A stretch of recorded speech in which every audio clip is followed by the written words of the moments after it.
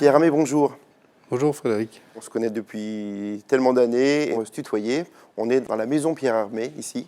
En fait, c'est ce qu'on appelait la maison Pierre Armé, avec à la fois mon bureau et l'atelier de création et l'équipe de pâtissiers qui travaille avec moi sur la mise au point des nouveaux produits. Avant de parler de ta façon de travailler, de penser, d'imaginer ta pâtisserie, juste un petit retour en arrière sur Pierre Armé qui est devenu pâtissier.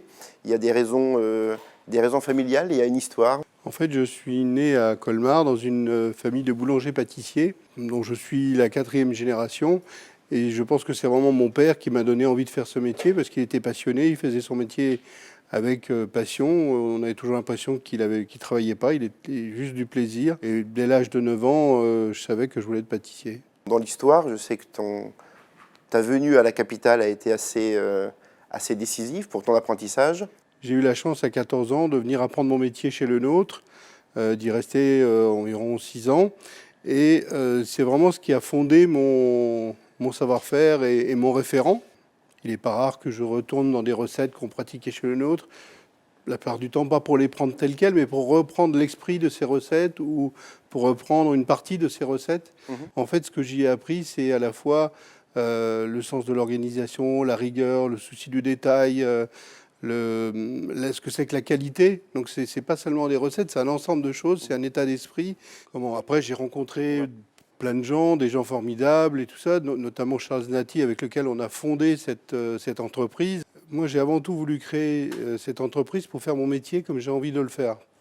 Et puis ensuite, l'envie de développer une marque de luxe dans le domaine de la pâtisserie, ce qui à l'époque n'existait pas. Il y avait beaucoup de généralistes, de traiteurs, de maisons spécialisées dans le chocolat, mais il n'y avait pas de pâtissier, de marque de luxe dans le domaine de la pâtisserie. Si on doit refaire l'historique de la maison, c'est 98, la première boutique à Tokyo, 2000, la deuxième boutique à Tokyo, et première boutique à Paris en 2001, et deuxième à Paris en 2004. On parlait de Charles Znati. Je me souviens quand j'étais à tes côtés chez Fauchon, Charles descendait au laboratoire et à chaque fois que tu lui faisais découvrir des choses, il disait toujours avec un brin d'humour « Ah, mais de toute façon, un jour, Pierre Armé, on en fera une grande marque ». Comment tu expliques votre connivence, vos modes de fonctionnement? Qu'est-ce qui fait que, au contraire de bien des associations, ça marche magnifiquement bien? C'est quoi votre recette? En fait, le mot connivence est le mot juste, parce qu'il y a effectivement beaucoup de connivence. On le sent très fort chez vous quand on vous voit tous les deux. Et surtout, en fait, quand on parle des associations, quelque part, une association, c'est comme un mariage, en quelque sorte. Et parfois, ça marche bien, et parfois, ça marche moins bien. Donc, il se trouve que une de mes principales motivations, justement, c'est de travailler avec Charles et puis avec des gens formidables qui travaillent dans la maison depuis certains 20 ans, 22 ans, et puis d'autres plus récents. Donc, c'est ça la motivation, en fait. Tu fais partie de ces gens qui ont une garde rapprochée, fidèle. Je pense à Colette Pétrement, Michael Marsoyer et d'autres. Là encore, qu'est-ce qui fait qu'ils ont une certaine fidélité?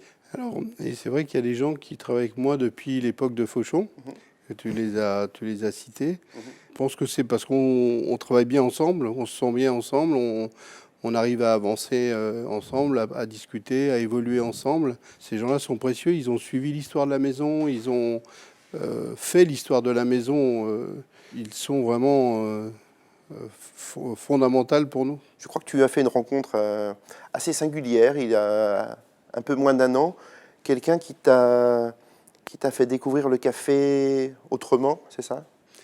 En fait, oui, il y a à peu près 1 an, j'ai rencontré Hippolyte Courty. Son entreprise s'appelle L'Arbre à Café.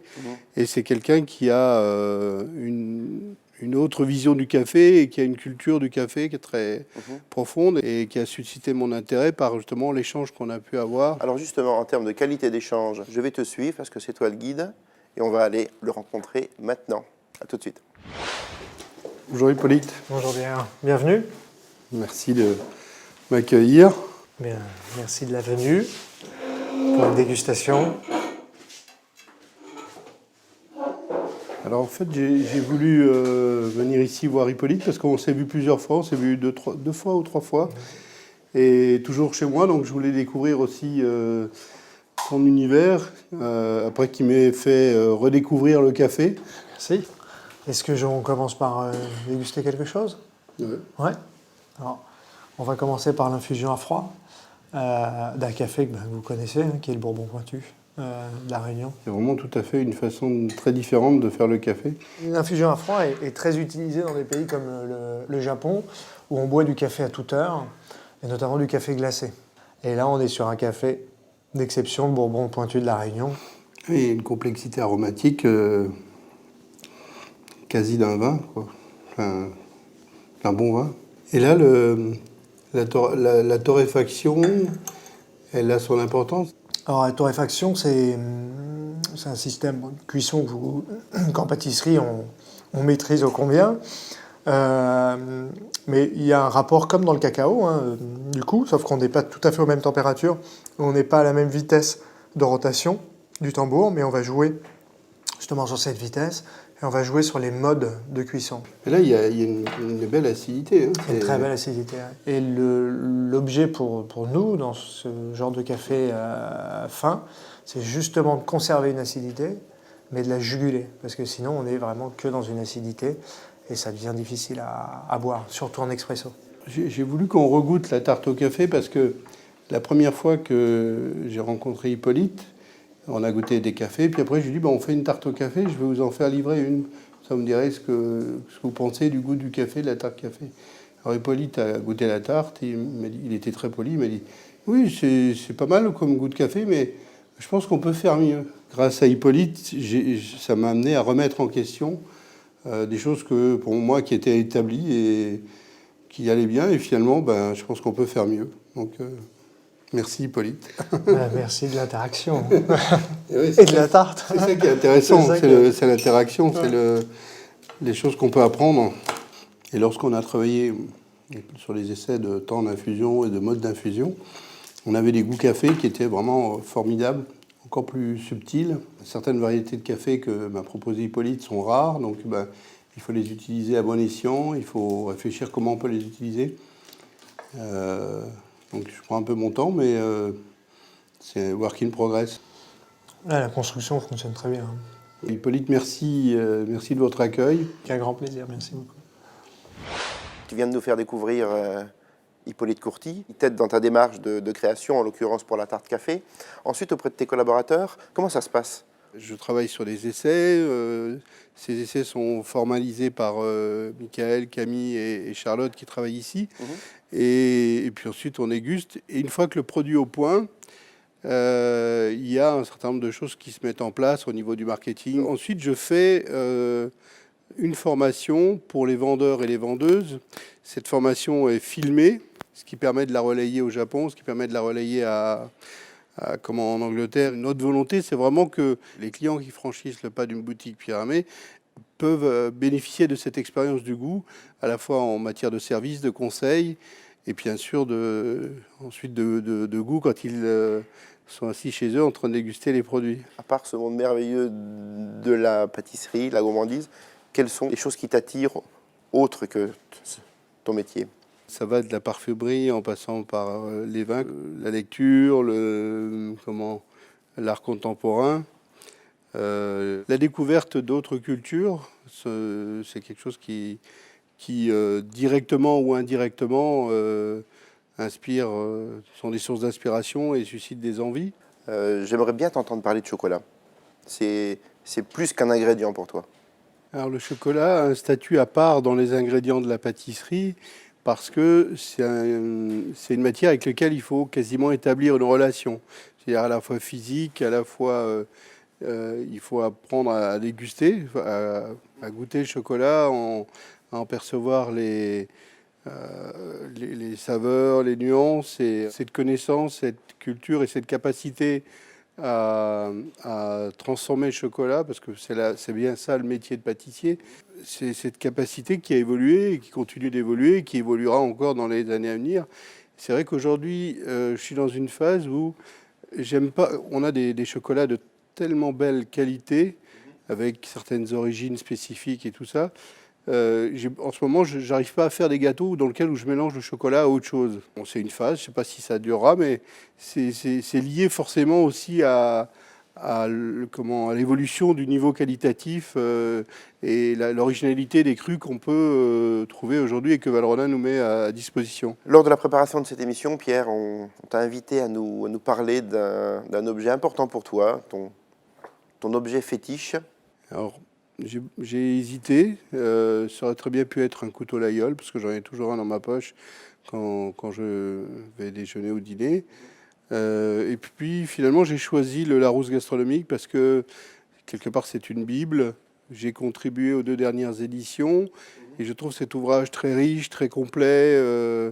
Et il m'arrive souvent d'ouvrir le Larousse pour rechercher un ingrédient, une technique de cuisine ou pas beaucoup de pâtisserie. Je m'en sers plutôt pour des techniques de cuisine ou pour des ingrédients ou pour des faits historiques ou pour je sais pas, la sauce du Gléré. C'est quoi la sauce du Gléré? Ben, c'est dans le Larousse. Je trouve que c'est très important de connaître l'histoire de son métier. Ça évite de dire des bêtises, ça évite de penser qu'on est le premier à le créer alors que c'est un truc qui existe depuis 25 ans ou 50 ans. Ça évite plein de choses. Dans les prochains projets d'édition, d'histoire, Pierre Hermé, il y a quoi? Alors, il y a un livre qui va sortir prochainement, qui s'appelle Au cœur du goût. C'est un livre à 4 mains avec Jean-Michel Duriez, le nez de Rochas, sur les grands accords de la parfumerie, sur l'illustration de certains parfums. Donc, ça veut dire, par exemple, il y a une tarte pêche, rose et cumin. Ce sont les notes principales d'un parfum qui s'appelle Femme de Rochas, que Jean-Michel m'a décrite verbalement et que j'ai réinterprété donc sous forme de gâteau. C'est un livre de recettes? Il y a environ 70 recettes qui sont vraiment quasiment que des recettes nouvelles, originales, de par l'angle sur lequel on a attaqué ce livre. Pierre, on arrive au terme de cette émission et comme le veut la tradition dans Valrhona TV, eh bien on se retrouve le mois prochain dans notre émission En coulisses, où là on se retrouve côté laboratoire avec tes collaborateurs, où tu vas nous présenter un entremets qui se nomme... L'entremets se nomme Origine. Moi je vous invite à nous retrouver sur le site de Valrhona TV. Puis pour terminer l'émission, eh bien, je te laisse le dernier mot. Non, moi, je suis tout simplement aussi très heureux de partager ce moment avec toi sur le chocolat, sur le métier. J'ai toujours beaucoup de plaisir à échanger avec toi. Pierre, merci beaucoup. Et puis, je vous retrouve le mois prochain.